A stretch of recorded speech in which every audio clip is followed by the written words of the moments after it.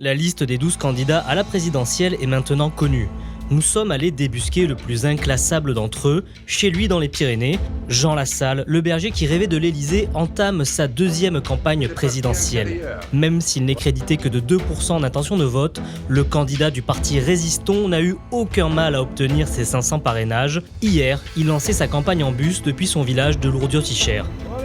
Jean Lassalle à la bougeotte. Qu'à cela ne tienne, intrépide, nous nous sommes embarqués avec lui pour nous essayer à l'interview itinérante au cours de sa pérégrination en Béarn et au Pays Basque. Des échanges à l'image du personnage, atypiques, parfois déroutants, mais assurément authentiques.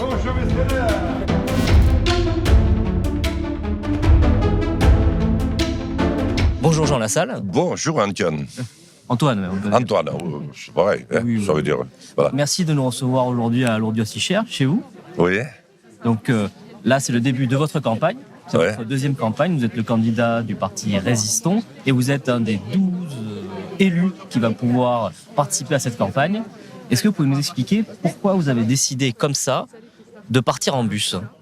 Parce que j'ai observé, je l'avais déjà fait la fois d'avant, que les trois quarts de la France ne sait absolument pas à quoi peut bien servir cette élection présidentielle. Et il y en a plus de la moitié qui se posent la question de savoir s'ils vont y participer. Parce qu'ils ne se sentent absolument pas concernés par ce qu'ils voient. Vous voulez trouver un remède à l'abstention ? Oh, je n'ai pas la prétention de trouver des remèdes.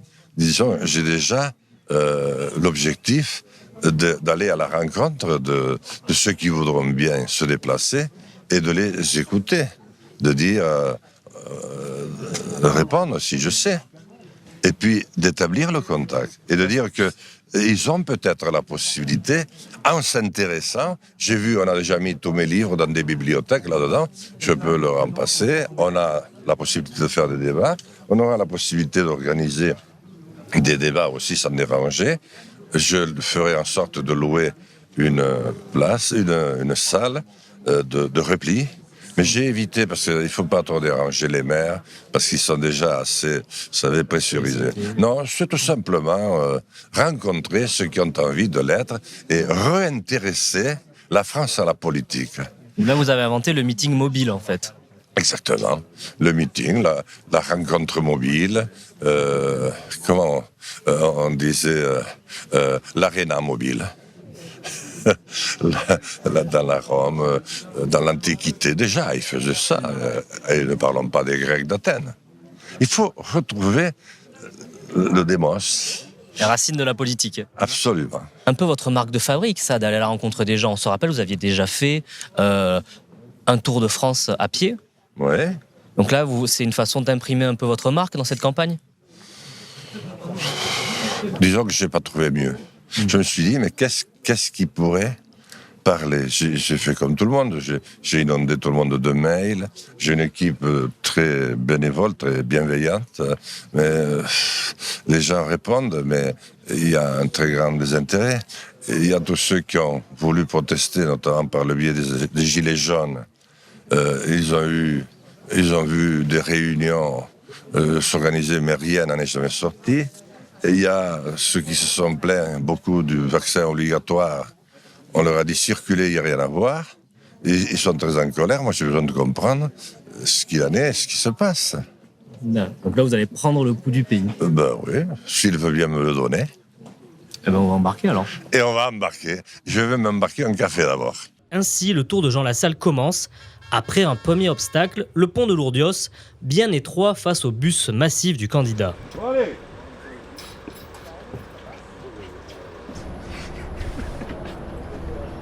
L'écueil passé, j'interroge le candidat sur l'actualité.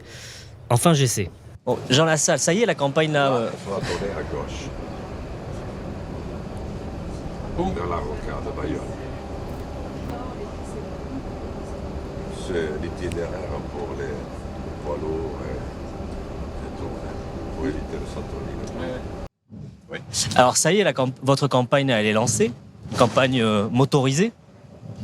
Ma campagne a commencé déjà depuis longtemps. Ma campagne a commencé déjà depuis pratiquement 2 ans. Le seul problème, c'est qu'elle est restée très longuement inaudible parce que J'ai dû subir, sans pouvoir dire un mot, toutes les primaires des Verts, où ils ont été 5 à débattre pendant tout le printemps et l'été. Finalement, il en est resté un ou demi, qui ont fini par se séparer il y a quelques jours.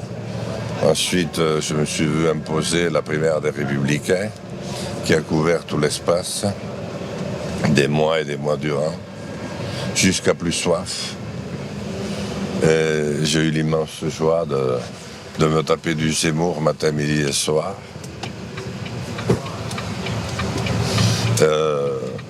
Voilà, mais moi, on m'a très peu demandé mon avis.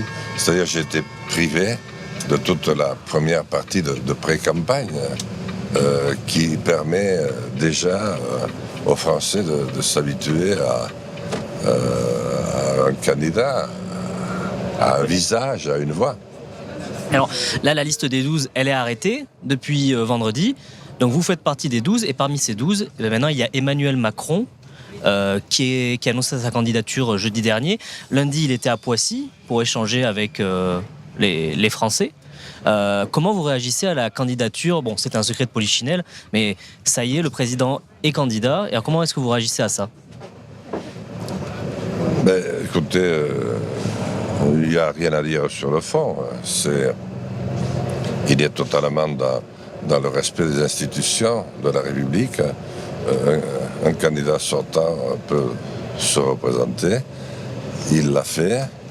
Et maintenant, on peut mener campagne. Bien sûr, prendre le soin de reconnaître, comme tout un chacun, que le contexte est difficile et qu'il l'est pour lui plus que pour d'autres, compte tenu de tout ce que vous savez de l'actualité. Mais enfin, M. Poutine, malgré sa fureur et peut-être sa folie, a beaucoup de possibilités, mais quand même pas celui d'imposer sa volonté au peuple souverain, dont on n'est même pas obligé de préciser qu'il est français, pour savoir ce qu'il convient de faire. Le peuple souverain va s'exprimer dans 4 semaines, et M. Emmanuel Macron, président de la République, doit participer au débat comme tous les autres. Alors, il ne débattra pas avec vous avant le premier tour. Mais ça, c'est son point de vue et ça le regarde. Moi, ce que je peux simplement en dire, c'est que je le trouve affaibli. Il a peur.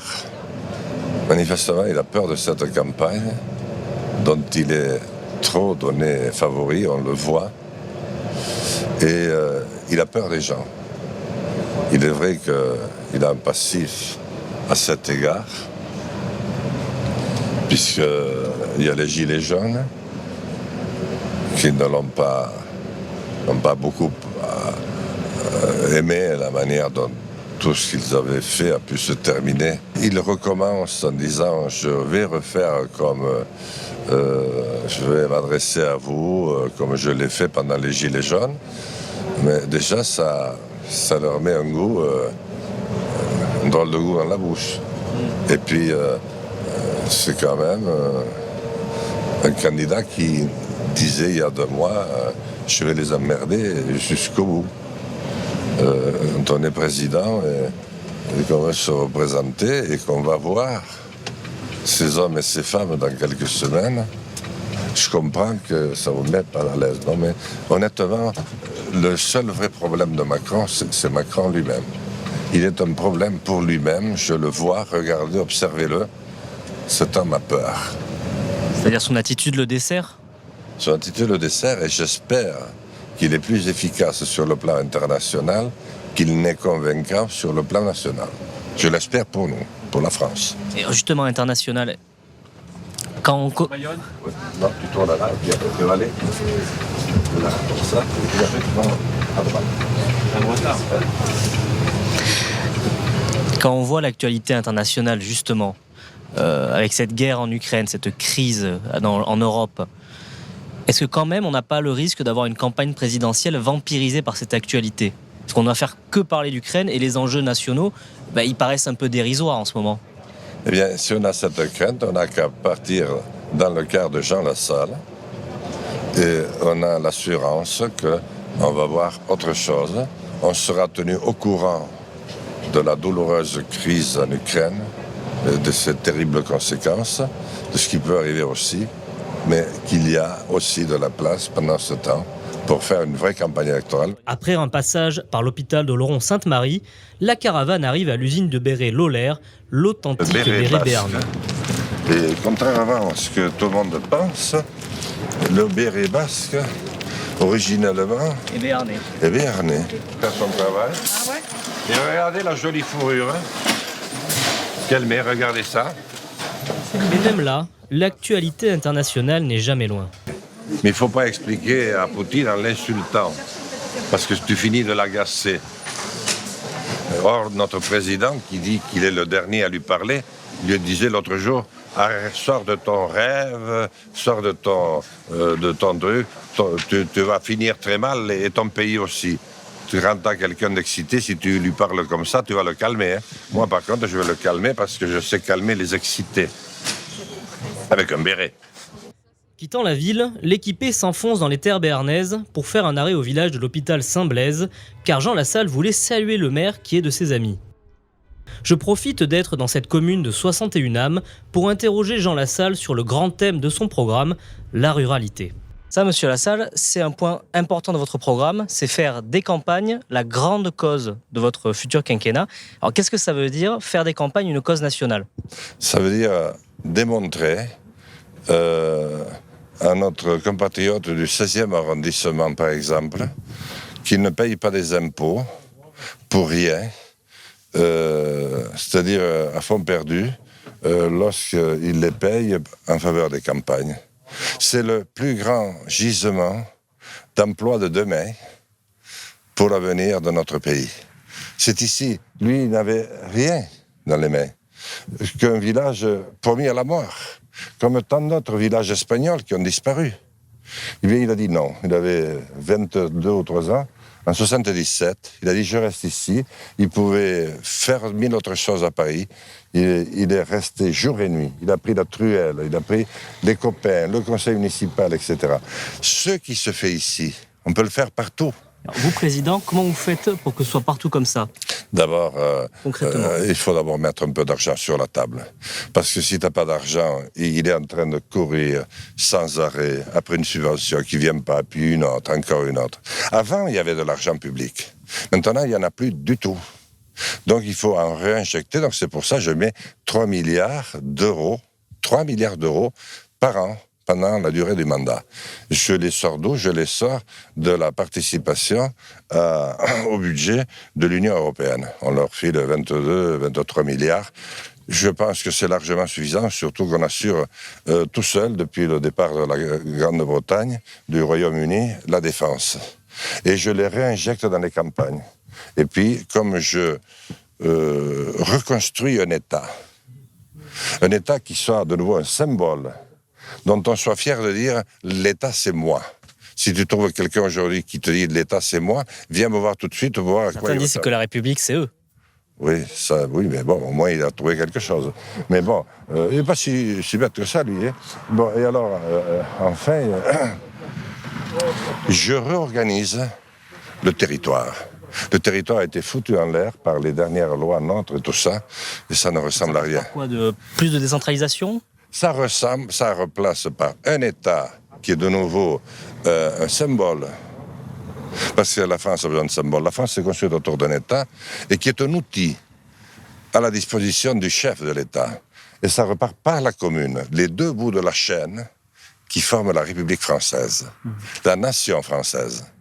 Et en les remettant les deux, eh bien, l'État pourra dire « ma priorité maintenant, c'est de reconstruire la magnifique campagne française, que j'appelle campagne de France, grande cause nationale, qui se terminera par un référendum pour faire passer notamment cet aspect du budget et que tout le monde en connaisse. Les préfets seront... Pardon, excusez-moi. Au lieu d'avoir dans leur service des contrôleurs, il faut des facilitateurs comme nous en avons connus quand nous étions des jeunes maires. C'est-à-dire des jeunes ingénieurs, des jeunes culturels, des jeunes qui passaient jusqu'à minuit pour nous aider. Maintenant, ils ne nous aident pas, ils nous emmerdent. Voilà. Mais ce n'est pas leur faute, ils ont été formés pour ça. Donc, il faut les former de nouveau pour qu'un homme génial comme celui-ci, à qui il faut absolument obtenir la Légion d'honneur, puisse gagner. Il n'y aurait rien ici. Donc ça, c'est un des nombreux exemples que l'on peut faire. Comment on redonne de la vie aux campagnes? Vous proposez, j'ai vu, de baisser la TVA sur les carburants. Oui, de 20 à 5,5, mais aussi de recréer l'hôpital et tous les soins médicaux, d'embaucher 100 000 infirmières, de payer les études des médecins qui, pendant 6 ans, exerceront des territoires comme les nôtres. Enfin, il y a un livre entier qui est consacré, on va te le laisser, à toutes nos mesures. Et puis, sur le plan culturel, de faire l'inventaire de tous les projets et porteurs de projets qui existent pour les prendre en main et au lieu de les laisser galérer comme des chiens, se servir de leur génie pour s'appuyer dessus.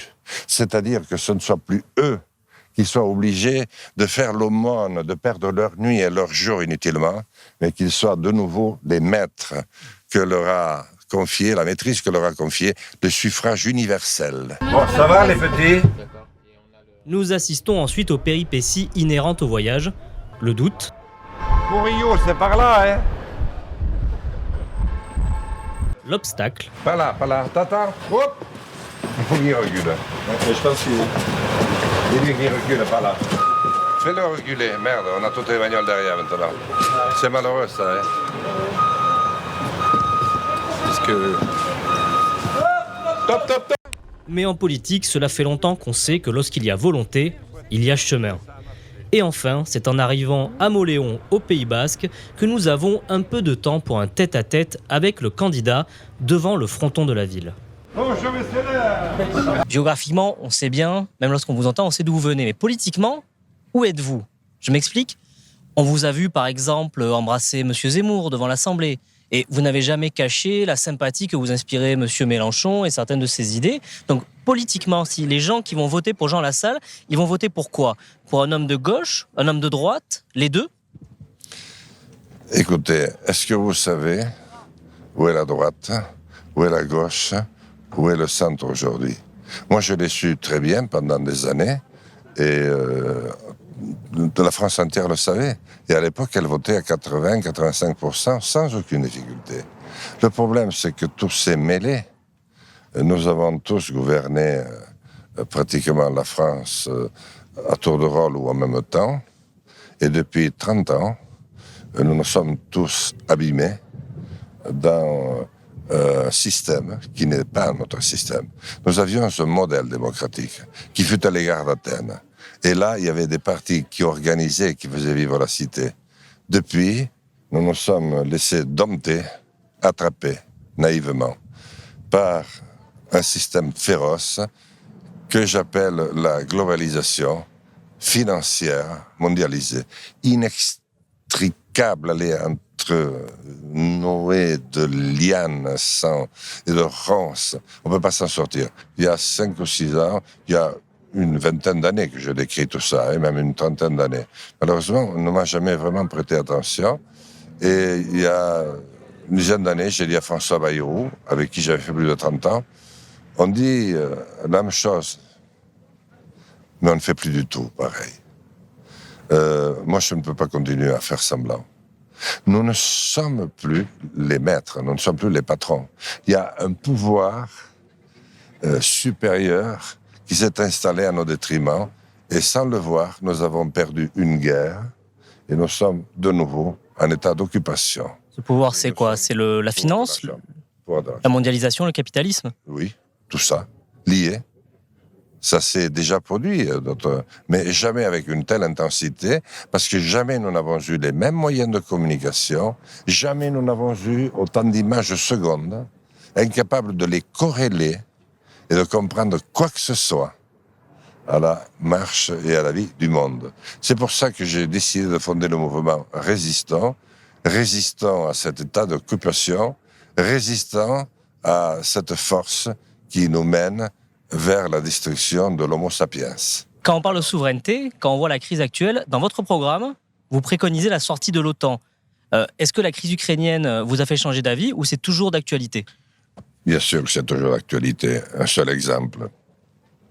Est-ce que vous pensez réellement qu'on peut travailler en toute sérénité à l'OTAN aux côtés de la Turquie d'Erdogan aujourd'hui? Ils sont qui? Il est qui avec Erdogan?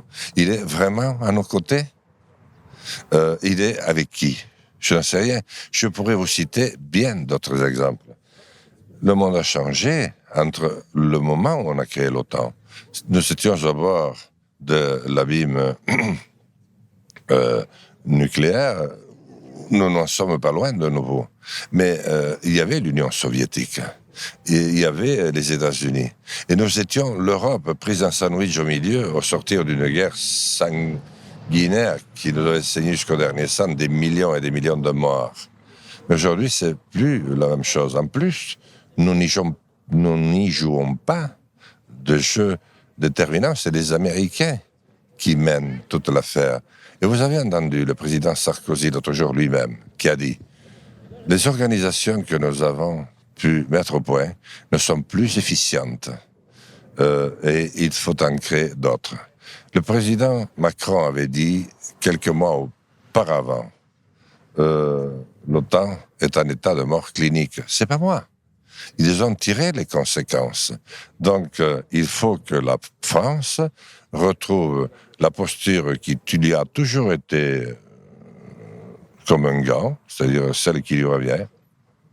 C'est la souveraineté qui lui est nécessaire pour qu'elle puisse se reconstruire, se rassembler d'abord, relancer son immense capacité de recherche fondamentale, appliquée, mettre la main, découvrir la nouvelle forme d'énergie renouvelable. Moi, je pense beaucoup pour le soleil, mais pas avec les briques de Taïwan, là, tout ça, c'est zéro. Et à la mer aussi.